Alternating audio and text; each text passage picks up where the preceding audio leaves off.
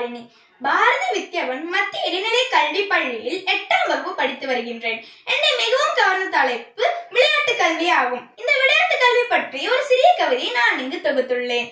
கல்வி மிக்காதாம் செல்வமென்று இல்லையே, கண்மணி கேளாடா நீ எந்தன் சொல்லையே, செல்வம் பிறக்கும் தந்தீடல் தீர்ந்திடும், கல்வி தினந்தோறும் மிக சேர்ந்திடும் என்று கூறினார் எமது பாரதியார்.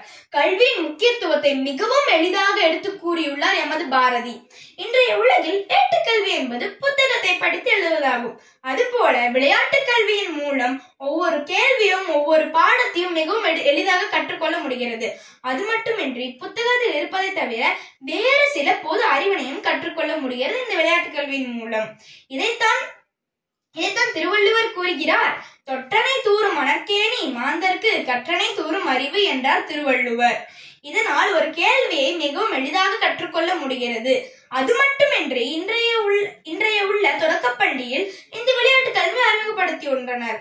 இதனால் மாணவர்கள் மிகவும் எளிதாக ஒவ்வொரு கேள்வியும் ஒவ்வொரு பாடத்தையும் ஒவ்வொரு தலைப்பையும் கற்றுக்கொண்டு வருகின்றனர். இதனால் மாணவர்களின் ஆற்றல், சிந்தனை, அறிவியல் அனைத்தும் அதிகரிக்கின்றது. மாணவர்கள் எவ்வளவு ஆர்வம் கொண்டு படிக்கிறார்களோ அதனுடன் அறிவு, சிந்தனை, ஆற்றல், அவர்களது உடல் வலிமை அனைத்தும் ஊக்குவிக்கப்படுகிறது.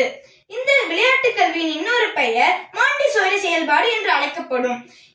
இந்த விளையாட்டு கல்வி மூலம் ஆசிரியர்கள் ஒவ்வொரு தலைப்பையும் கற்றுக் கொடுக்கும் போது அன்றாட வாழ்க்கை முறை விளையாட்டு மூலம் கற்றுக்கொண்டு வருகின்றனர்.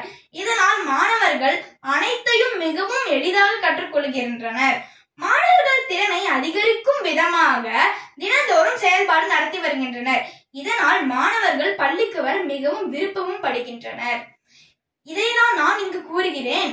இன்றைய மாணவர்களுக்கும் அது மட்டுமின்றி வருங்காலத்தில் வரும் இளம் தலைமுறைகளுக்கும் இந்த விளையாட்டு கல்வியை ஊக்குவிக்கும். அது மட்டுமின்றி மிகவும் எளிதாக இருக்கும் என்று நான் இங்கு உரைக்கிறேன். நன்றி, வணக்கம்.